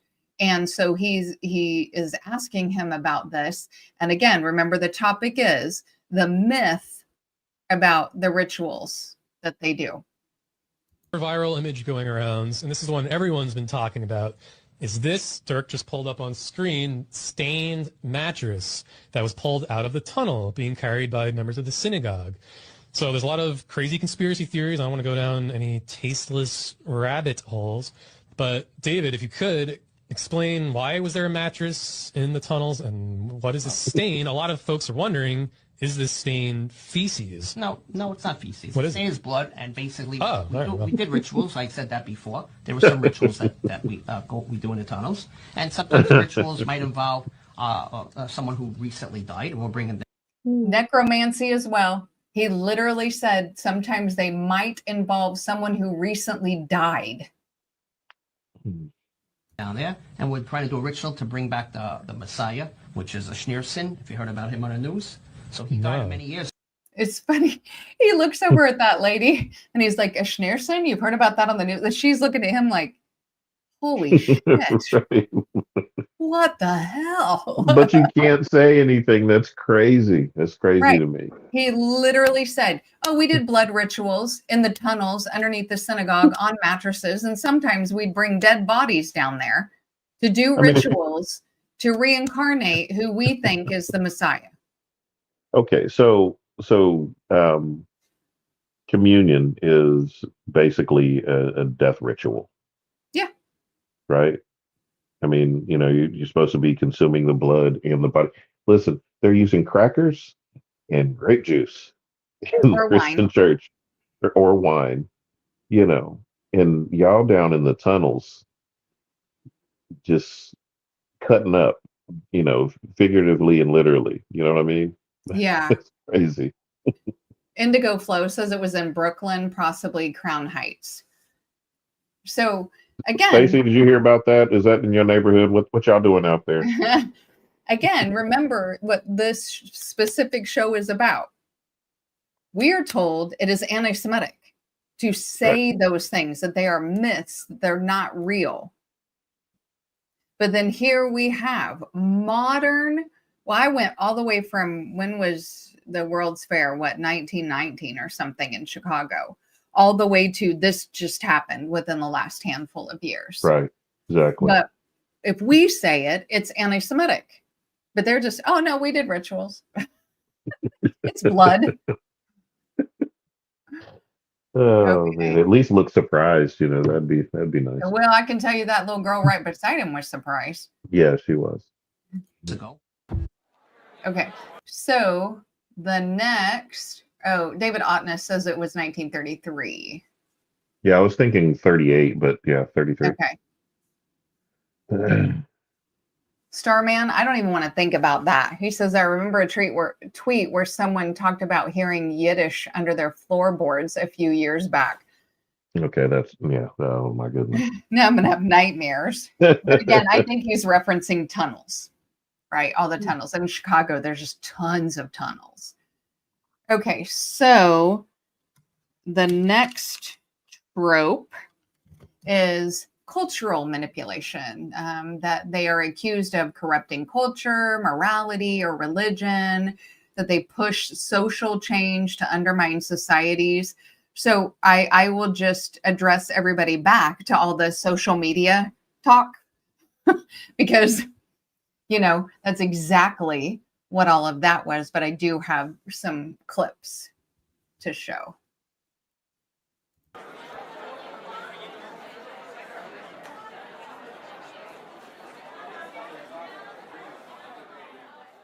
The major problem of Israel is with the young generation of the black community.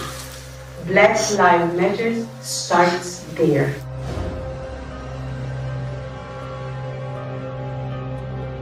I had last week a dinner, sit-down dinner at my house for 40 people, which are considered the leadership of the black community, and it's very important people. They can be part of our doing an activity. Okay, does that not sound like trying to manipulate culture and control society and social norms? Now, when this clip first came out, some people misheard what she was saying or mistook what she was saying.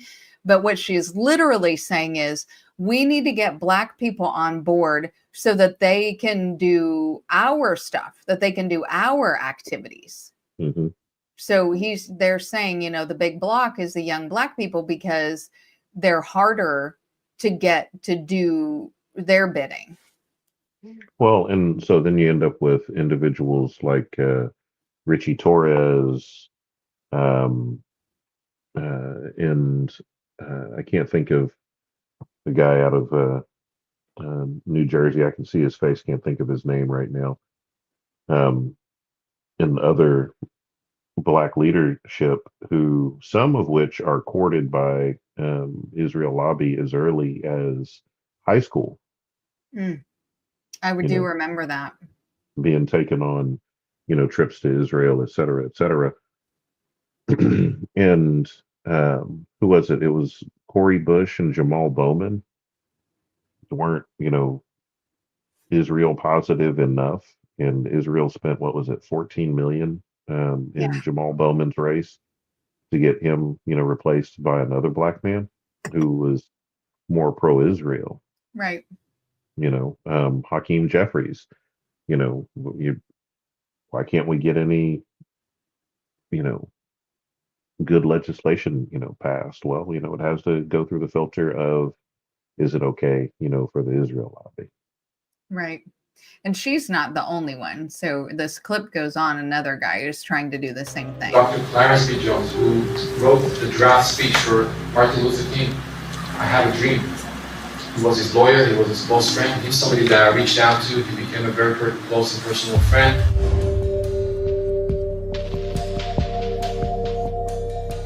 Our rabbis teach. So, they're trying to control, the social. Well, this went way farther. Sorry about that. I'm trying to get to the video where it needs to be. Anyway, he's trying to make friends with the speechwriter for Martin Luther King. Why? Because this is Black leadership, and this is the way they get young Black people on board to do their activities. So that's and again, if you don't say yes to the money, then they'll make sure that they field somebody else, but they're going to get their way. Mm-hmm. We can have a much larger discussion, to talk about Citizens United and things like that, and how we have allowed for our government to be, open and accessed in this way. But yet and still, I don't see, they put gates up around other, foreign entities, in being able to met our elections. And if I'm not mistaken, they're still not registered as a foreign lobby here they're in the United not. States. And so that's what JFK was trying to go for before, he mysteriously ended up with, a bullet to the neck. So. Right. So think about the conversation we were having earlier today about family members of people in the military who have ties to the NSA, they have top security clearances, those kind of things. And they the family members are investigated by the FBI on a regular rotation to make sure they can't be turned by a foreign government. And here we have you cannot participate unless you are turned by a foreign government. Yeah. And again, back to my comment earlier of a head of a foreign entity, a foreign country, has so much sway that they can come into our situation room and interrupt a meeting, and get an audience, with our leaders. Something, but you can't talk about it. You can't say anything about it because that's anti-Semitic. Because it's anti-Semitic. Okay, so the next clip is from a rabbi. His name is at the top if you want to look at more of what he said. And from the rest of the video that I watched, he was not being facetious nor joking. Personal friend.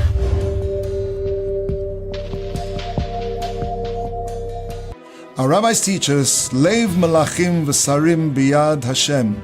The hearts of kings and ministers are in the hands of God. When it comes to international affairs, anything that impinges on the future of this world, Donald Trump, Kamala Harris have no freedom of choice. They become like puppets. And who pulls the strings of those puppets? We do, the Jewish people. Yeah. Again, they can say it. I don't think it's anti-Semitic, or they're not called anti-Semitic when they say it. Well, actually, the guy was let go from Harvard, Eric Klopper. He is a Jew. He was called anti-Semitic. Right. We're talking about circumcision. Right. Well, and that's because that, again, the circumcision is the sign of the covenant with God. Like baby penises are at the center of their belief systems. It's just when you say it like that, it's so funny. I'm sorry. And making them smaller. I don't. Okay. Okay.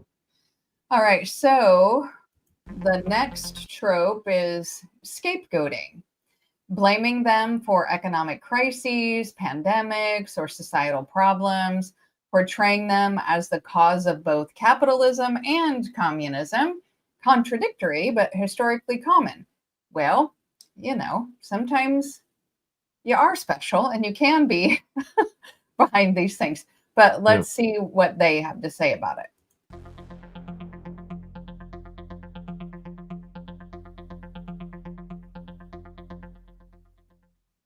This is Curious Joel, a village of 44,000 Hasidic Jews in upstate New York that primarily speak Yiddish. Women have 7 kids on average. It's one of the fastest growing towns in America, with many men religiously studying the Torah full-time and rely on state assistance and welfare programs to feed and house their massive families. How many kids do you have? 7? How do people afford to have so many kids here? They don't afford, we help each other. We open 2 groceries called Maiter. We're giving them 50% discount. Like how many kids per family? 10, 12, 14. Some of them are being supported by community members. How do people afford to have such big families now? The same. What do you mean? How long does the prayer last? We go from 6 o'clock in the morning until the night. When do they work if they're praying all day? They're not praying all day. How do you afford to raise 3 kids while being a student? Because I work very hard. God help me. Does the American taxpayer help you too? Also, yes. Housing assistance or Section 8, EBT, SNAP, Medicare? Yes. When you criticize... So, if when we talk about capitalism, that is our banking system, right? So as they say, they are the heads of all these banks. This is what they say, that they are the heads in finance. Their fallback is to be an accountant. They say they're part of this capitalistic structure. The Rothschilds, part of the capitalistic structure. But then at the same time, you have this specific sect of people who wholly believe in socialism or communism or something, because they have this state exemption that the able-bodied man in the household doesn't have to work because he studies religion all day. And so they can get all of those benefits from the federal government to live on. Mm-hmm. Okay. So we'll go on to the next clip. EBT, SNAP, Medicare. Yeah. Well, go ahead. I was looking up some information as you're going. Okay, I'll stop after the next clip. Yes. When you criticize Israel nowadays as being a European colony, the first thing they love to say is, no, we are not European. Half of our Israeli Jews are Mizrahi. And just so we know, this person is not Jewish. However, she does quote some Jewish people. So again, it's out of their mouths. It's very hard to say. Anyway, you're still a European colony. But the more important question is, where did those Arab Jews come from? So when Britain promised Palestine to the Zionists, they had a problem. The Jewish people of Europe wanted to come to America. The last thing they wanted to do was to go to Palestine and become farmers. Where were they going to get all the people to do the labor? I know, we can get brown people to do it. From Yemen, from Iraq, from North Africa. Why didn't the Zionists think of this before? Why was the Zionist movement made up of only Europeans? Well, as with any colonial project, racism. They thought they were backwards. They thought that they were culturally inferior. Ben-Gurion called Moroccan Jews savages and compared them pejoratively to the, quote, blacks brought to the United States as slaves. But their even bigger problem was the Arab Jews were completely against Zionism, while the Jewish people in Europe were getting expelled from European countries one after another after another. The Iraqi Jewish community, for instance, had been living in Iraq for over 2,500 years. Why would they leave? So now European Zionists had an even bigger problem. How the hell do we convince the Arab Jews to become our labor when they don't want to leave their home?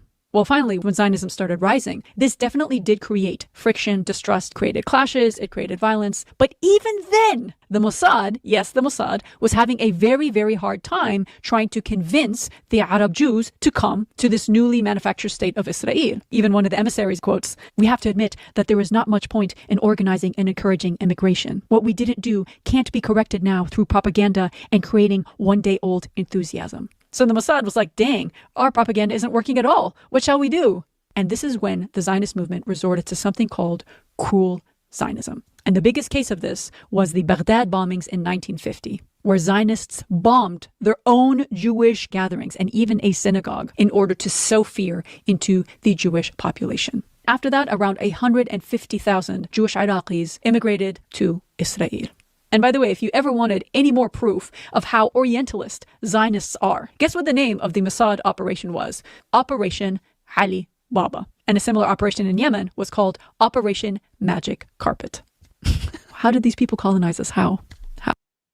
She's Arabic, as you can now assume. Okay. So thoughts on that? Well, what I was going to point out is that there's also another, this is what I was looking for, was the name of it. There was another settlement in New Jersey, Lakewood, more specifically, that's just like Curious Joel. And Curious Joel, for all of you who are listening, isn't curious, like as in Curious George. It's Kyrios. Oh, which now is K-I-R. Well, sorry. I didn't make it clear to Maggie, and she went looking for curious, but it's Kyrios. Curious K-I-R, right. Kyrias. Kyrios. And the gentleman who did that that video on Curious Joel also did a follow-up video on Lakewood, New Jersey, where they're doing the same thing. And if I'm not mistaken, Curious kind of, I guess if you will, seeded, Lakewood. I'm not 100% sure on that, but anyway, what happens is, they get in, they start running for city council positions. They run for school board positions, and they field a bazillion candidates, well funded. They of course get in, take over those positions, and then start to funnel the monies, especially in the school board, not to the public schools where the goys go, right? Because their stuff is going to fail, be lesser funded, schools are closing. And then, by the way, those schools are sold pennies on the dollar to other, individuals in the Jewish community. But then they take the money from the school system and then start to fund their own, I think they call them shivas. They start to fund their Jewish schools. So, again, going back to some of the quotes that we've heard from some other individuals talking about how they're so well educated, and it's just how we are, I guess, on an atomic level. No, it's a very well oiled, well coordinated takeover. That's the only real way that it can be explained. So Indigo Flow says he's from Jersey and it is Lakewood. Yeah. And he says, I remember when Lakewood was black. Mm-hmm. And then Indigo Flow also says they're yeshivas. Yeshivas, thank you. And so and when you talk about like remembering when Lakewood was black, let's not also pretend that we're not now hearing about how many deed fraud um, situations are happening in New York and probably all over the United States, but there's a concentration of them in New York, and it's being done by the same group of people coming in, and I don't know that because I'm not a deed fraudster. I don't know how the world that happens, but they're getting people kicked out of their homes. Mm-hmm. It has something to do with looking up if they own property tax, and then you can buy people's home out from under them for pennies on the dollar. I think it's I don't even think it's as structured as that. They're going in and they're getting fake they're bringing fake judgments and things like that. Fake legal papers to trick people into giving up their homes. And you can call it the anti-Semitism. You can call me anti-Semitic all you want. Stop doing the shit, and then nobody would say that these are the things that you're doing. Indigo says they're locking Ocean County down and moving on Newark. Yeah, but is it anti-Semitic to say this is what you're doing when you're doing it? That's crazy to me. Yeah.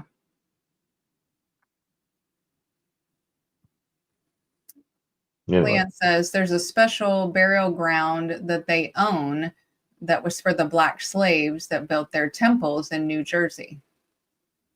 Interesting. Okay, so this is the final trope that ChatGPT OpenAI said that this is a trope, that it is anti-Semitic trope, obviously not true. Holocaust denial and minimization. Denying or downplaying the Holocaust, claiming it was exaggerated or fabricated. Now, I am not a Holocaust denier. There is something in there about the whole 6 million thing, but I've not looked into it. But I am definitely not a Holocaust denier. Was everybody who was killed Jewish? No. No. Right. But, we focus on the Jewish people for the Holocaust. Obviously, you are never going to find a Jewish, I never say never, but you're not really going to find a Jewish person denying the Holocaust or minimizing it, saying it never happened or that it's exaggerated or fabricated. Well, minimizing it, like, so if, oh boy, if the Holocaust is what they say that it is, and I'm not doubting that, by the way. Right. I think that what happened in Germany is horrible. But why on earth would Zionists ever seek to work with the person perpetrating the atrocity against its own people? Right. For people to go to Israel. Well, right. So, I think, what was it, 1942? You had some of the leaders of the Zionist movement, trying to get audience with Hitler, to work with them against the British to kind of hasten along this whole Palestine thing, right? Now, in 1942, the guy's currently gassing your people. Why would you work with that guy? So, don't tell me how bad it was, but you went and worked with the dude. That's crazy to me. I'd never worked with anybody from the Ku Klux Klan, ever, for anything. Not on purpose, anyway. No.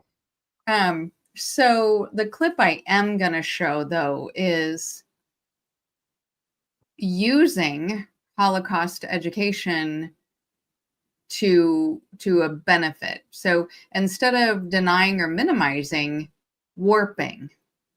So that's the video I'm going to show. And by the way, the person who is speaking is Obama's speechwriter, and she is all over the Epstein files, sending personal emails back and forth with Jeff Epstein. So.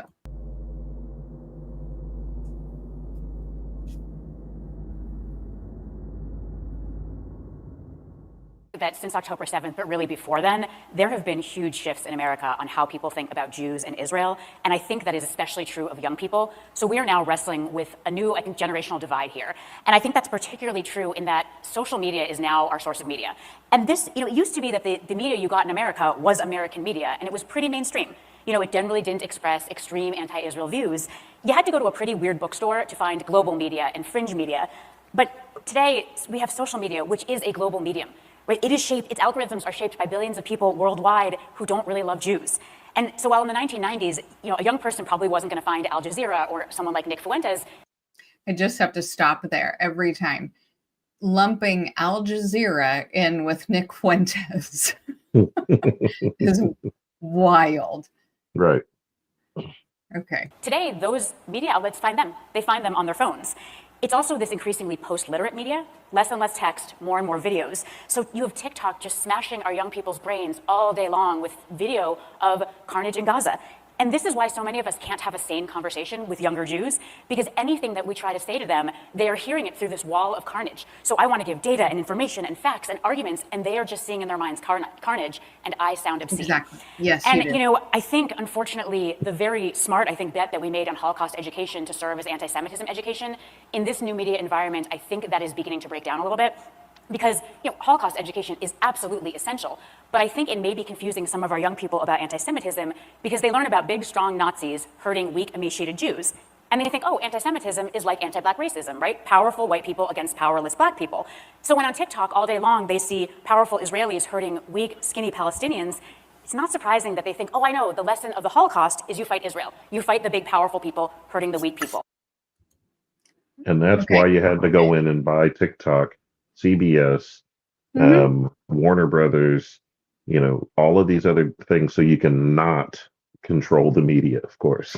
Right. And, and the warping here is that, yes, the lesson we learned in the sandbox as children is you don't side with the bully, right? You go after the bully. So the Nazis were bullying the Jews. Yes. So what was the lesson of the Holocaust?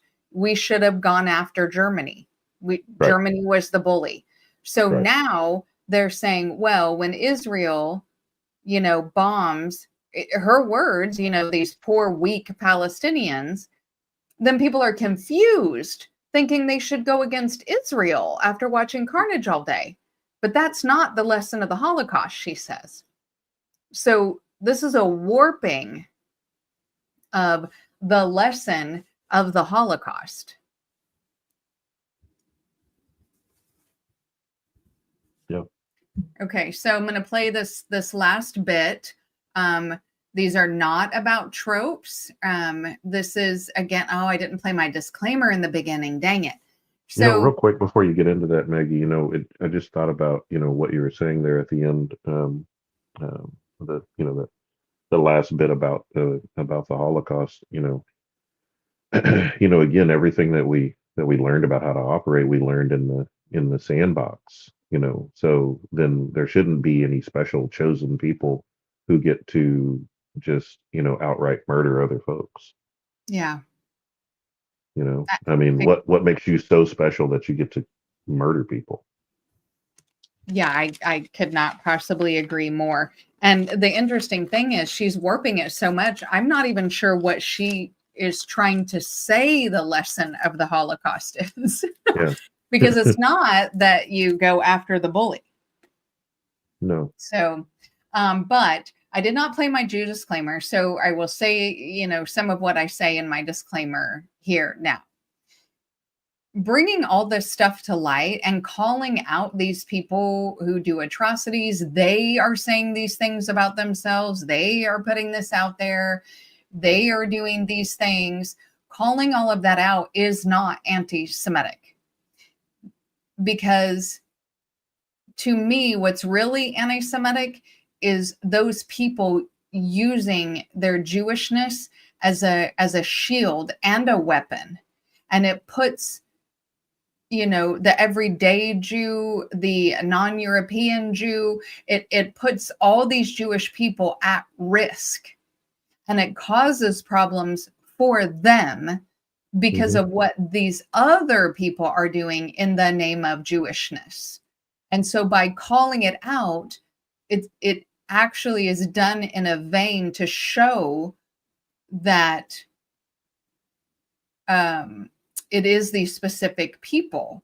Now, I know and Adrian, you said this earlier, that, you're kind of beyond really doing the not all white people thing, not all Jews, not all white people, not all women, not all, and I totally get that. And you're coming from a lived experience that's much different than mine.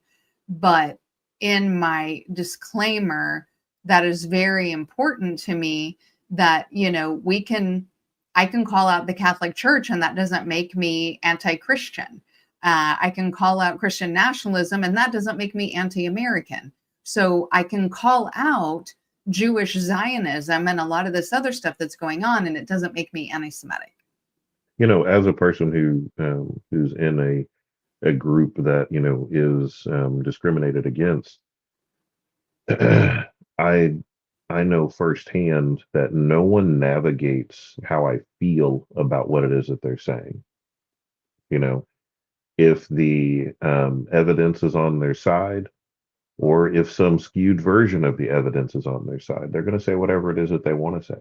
If the evidence is not on their side and they just happen to feel a way, then, like the trope about, non-present Black fathers and the Black community being the reason for everything, goes to hell in the handbasket, not the economics of of the situation, but, fathers. And then you find out later, again, because studies are conducted, that, actually Black fathers are the best, in terms of, spending time with their children. Right. Spending quality time with their children and doing parental duties with children Exactly. as well. But even with that information, that's not enough, because then it's like, nah, so, in the spirit of the response from Muhammad Ali about 10,000 snakes, I'm not going to spend time sifting through who's here to hurt me and who's not, and I think that the more that we're able to speak the truth about people in the same way that they speak with their full chest about Black folks,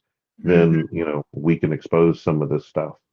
I also, and, I've had these conversations where it concerns,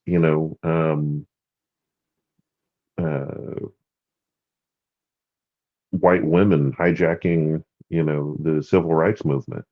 I don't hold my tongue about that. It happened. These are things that happened. Let's talk about it. Right. So or white women being the beneficiaries of affirmative action, exactly, of food stamps, of welfare. Right. So I don't care what's in your sacred book. That doesn't make you a special person. And I get to be here on the earth too. So I'm gonna call out your bullshit the same way that you speak with your full chest, about mine.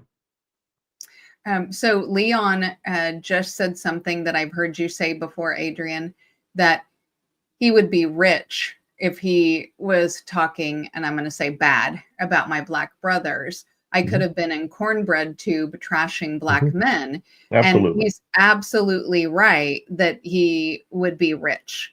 Because it's so easy.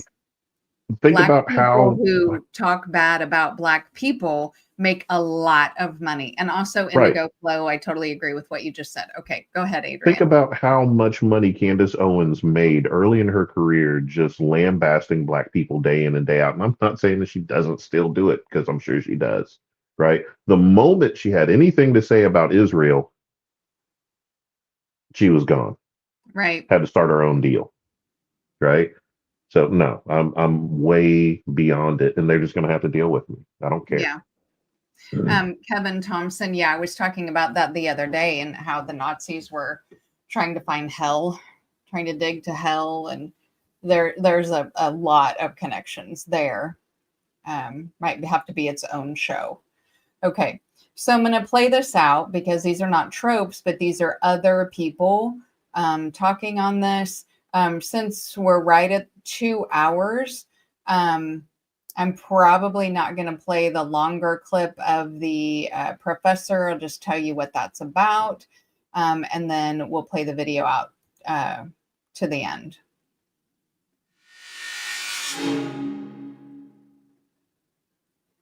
Certainly, Israeli capitalists do not benefit from this religious zealotry. So I just wanted to play that first sentence. So this Yale professor is literally gives several minutes, and I sped it up. It's still a couple minutes. That Zionism is against Judaism, and that Jewish people actually do not benefit from the Zionist movement and from Israel. So we will, if you guys want to look him up, his name is there up at the top, Henry L. Stimson. He is Jewish. So he gave an entire lecture on this. Okay. The last little bit of his is interesting because one of the points he makes is that, you know, the people in Israel are essentially, like I said, using their religion as a shield and a weapon. And he gives the quote that, you know, the devil too can cite scripture. Mm-hmm. Exploration of the land, secular adaptations of biblical holidays, and much else. But there was something artificial in all that, given the actual history of the Jews. The leap to the Bible, Gershom Scholem argued in a 1970 interview, is purely fictitious, the Bible being a reality that does not exist today. In any case, the leap was only to the most politically useful biblical texts, and it invited counter-leaps to different texts. There is a line in Shakespeare's Merchant of Venice about this sort of thing that resonates with recent Israeli experience. The devil can cite scripture for his purpose. And I ask Jews all over the world to consider what this man, Benjamin Netanyahu, and his right-wing government is doing to the Jewish people all over the world. They are endangering not only the state of Israel, which I care deeply about and want to exist, but they are endangering the Jewish population all over the world. He is the most dangerous thing, not just since October 7th.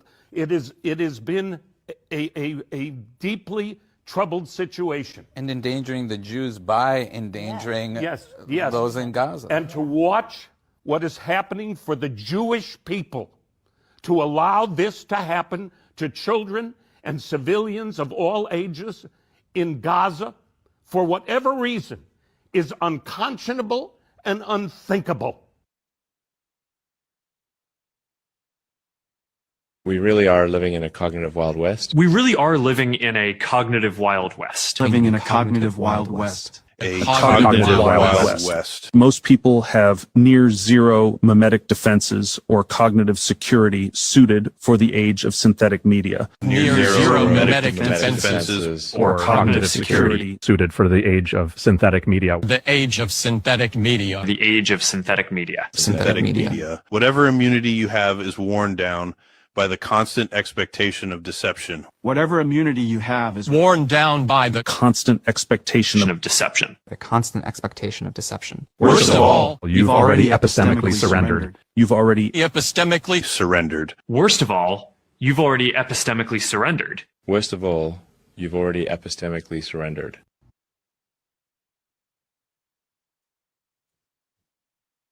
Now, that was all AI. So the thing is, that's scary. It's not real. Yeah. But the message that they were sending is actually clearer. Is actually it actually reinforces the message that they're sending by doing this, you know, by making it seem like all these people are talking rote, but then to find out it's AI, you see that it's easy enough. And when they end with, you've already surrendered, that's the scary part, especially when we're talking about taking over social causes and societies and cultures and running media and all of those things in the age of AI, that this is a scary prospect. All right, so those are all the video clips that I have. If you guys know me well, which a lot of you in here do, you know that I generally expire my shows after 1 hour, and here we are at 2. So thank you to everyone who stuck with us, who stuck in. I enjoy all the comments and being a part of the conversation so very much. Adrian, do you have any final messages? No, I don't. I think that, the last little bit of a rant that I went on is probably good enough to stand on. I think that, if it's okay for people to be honest about you, it's okay for you to be honest about them. That is a good point to leave on. Mm-hmm. I appreciate that. I appreciate you being here. Appreciate Absolutely. you so much. I'm going to go ahead and drop you down. Bye-bye. All right. And I appreciate everybody who was here. Again, thank you for sticking with us. We kind of went late. So this coming Wednesday, we're going to do the final part of Freud and Jewish mysticism, which he says all of those tropes, by the way. All of them. Every one of them. He talks about them as well. This book was written in the 1950s, and this is before propaganda was hot and heavy. So the author also says a bunch of this stuff. So it's been interesting if you want to participate on Wednesday. And then next Sunday, I'm actually going to be out of town, so no show on that Sunday, but I will be back the following week. Peace to you as well, Vincent. I hope you all have a good night. Oh, look at that. I didn't even have the picture of my dog queued up because when we had to reset. Can you believe it? Now I got to get it up here because now we have to do it. All right, I'm going to show you guys a picture of my dog.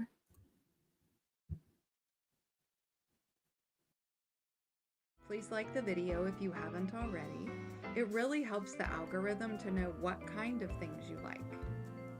Share where you think it's appropriate, especially to someone who you think needs to hear it.